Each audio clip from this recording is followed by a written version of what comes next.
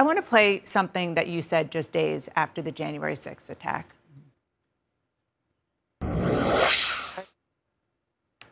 Weigh a ton. And if you're Donald Trump talking to these people, they believe it. And they used his words to come here. The crime, in some cases, was murder. Yeah. And this president is an accessory to that crime because he instigated that insurrection that caused those deaths and this destruction. Do you still believe, as you did then, that Donald Trump committed a crime? First, let me thank you for the opportunity to be here today. Congratulations to you on your 30 years. It seems impossible, but nonetheless, how wonderful. The president is not above the law. I'm afraid what I heard the vice president say earlier, as much as I admire him, and he was a hero that day, Michael Pence was. The president is not above the law. We saw what happened. It was very clear. It's heartbreaking because my motto for all these things, and the flag was still there. Being from Baltimore, a national anthem written there, and the flag was still there. We always have to make sure that it's about the rule of law and about freedom of speech and all of that. And he has, I mean, the courts will act. He has innocent until proven guilty. But what does justice look like to you? Well, justice has to be something that relates to the facts and the law. What are the facts? What is the law? Now make the case. And I've been through this so many times in the Congress on ethics cases and the rest of that. Nothing about rumor, nothing about reputation, nothing about hearsay, the facts and the law.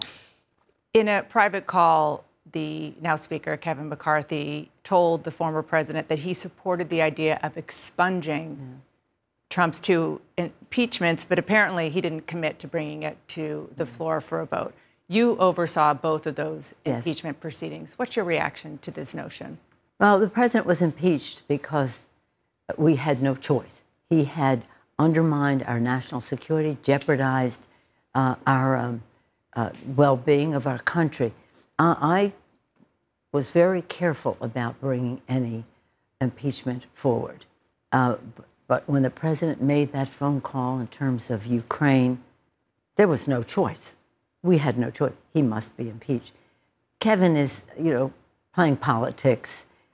It's not even clear if he constitutionally can expunge those things. If he wants to put his members on the spot, his members in difficult races on the spot, that's a decision he has to make. But this is not responsible. This is not about the flag still being there. This is about being afraid. As I've said before, Donald Trump is the puppeteer. And what does he do all the time but shine the light on the strings? These people look pathetic. I want to ask about the economy. Inflation, it looks good when you look at the numbers. Inflation is down to just 3%. The labor market is steadily adding jobs. Wages are up. Consumer sentiment is the highest since September of 2021. Yeah. So there's a lot for President Biden to tout. So the question is about why Americans don't seem to be giving him the credit. A Quinnipiac poll this week found nearly 6 in 10 Americans still disapprove of his handling of the economy. Why is that, and what does he have to do to turn that around? Well, a lot of it's about messaging, of course. I'm so proud of this president.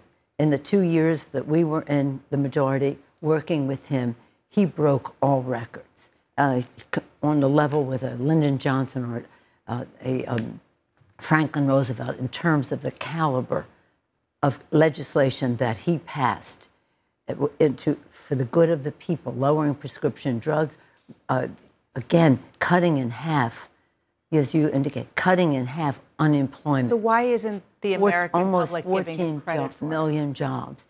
It has to be messaged. It is a legitimate question. I ask myself all the time, too. This president did such a remarkable job. He is a person of such knowledge, such vision for the country, such knowledge of the issues, such strategic thinking, and such a legislator. And on top of it all, a person who connects with the American people. He just has to get out there. It's a busy job being president. I can say that as being speaker. You're doing your work, but he's just going to have to make sure the American people know at that kitchen table what this means to them in terms of jobs and pay, reducing inflation, as you indicated, lowest in the whole Western world. You have seen that the number of strikes, unions striking, not only do we see striking in Hollywood, the writers and the actors, just generally, more than 650,000 Americans could be on strike this summer. UPS workers could go on strike next month. The United Auto Workers could do the same in September.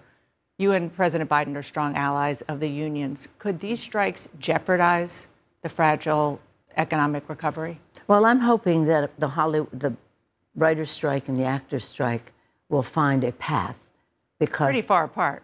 Well, they're far apart, but the fact is that these people have to be paid for their creativity. And again, we like the creativity on the management side as well. They have to come together. In terms of UPS, I'm close to UPS. For 100 years, they've been a union shop. And so I respect that. And I also want to make sure that everybody understands what is happening there. Are you worried that all of this could hurt the recovery? I'm hoping that we don't have a UPS strike.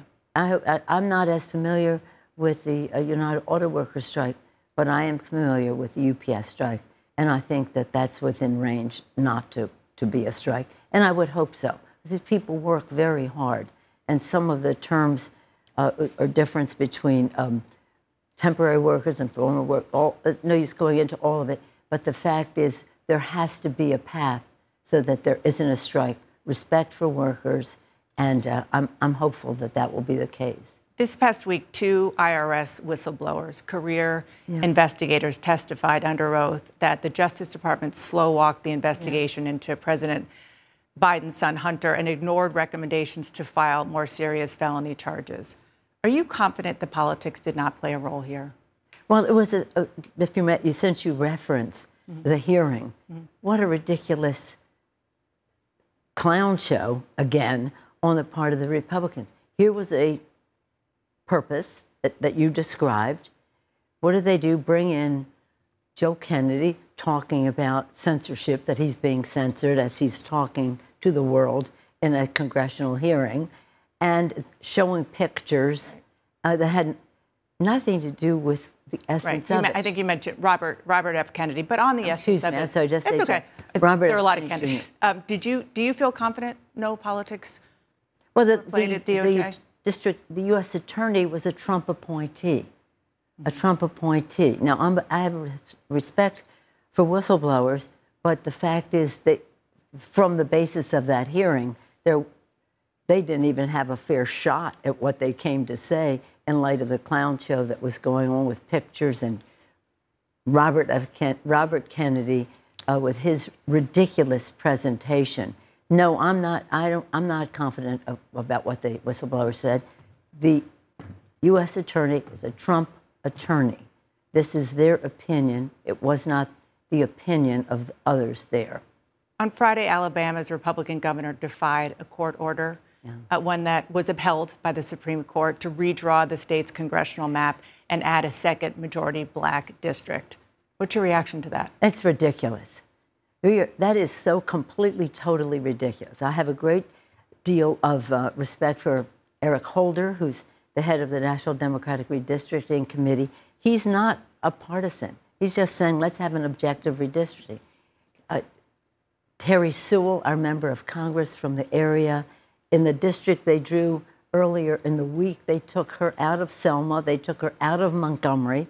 She's an iconic figure there, and of course, John Lewis, and Martin Luther King Jr., and took her out of that. So something is wrong with that picture. And it's larger. You see the racism that is happening in our country.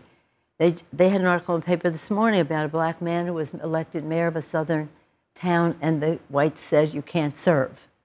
So it's getting to be pretty blatant. So maybe they intend to take this back up to the Supreme Court, but they cannot. They cannot. And that's why we have to pass the Voting Rights Act. When I was not even speaker, I was a leader, we We wrote it in our office with the Republicans, bipartisan way, the Voting Rights Act. We frisked the senator, leader in the Senate, and I walked down the steps. In the House, we had 400 and something votes. Yeah, it was a big bipartisan vote. Unanimous in the Senate. What has happened to the Republican Party that they've taken it to this? Before I let you go, are you going to run for re-election? I'm not making any political plans here today, but I'm enjoying my service with the members. Our new members are wonderful. Our leadership, Hakeem Jeffries, Catherine Clark. What's your timeline? When will you decide? We'll see. We'll see. But anyway, it's lovely to see you. Thank you for coming in. We must make sure our flag is still there. All of our values as a country are at stake because of what Donald Trump has put forth. He's not above the law. Speaker Emerita Nancy Pelosi, thank you. My pleasure.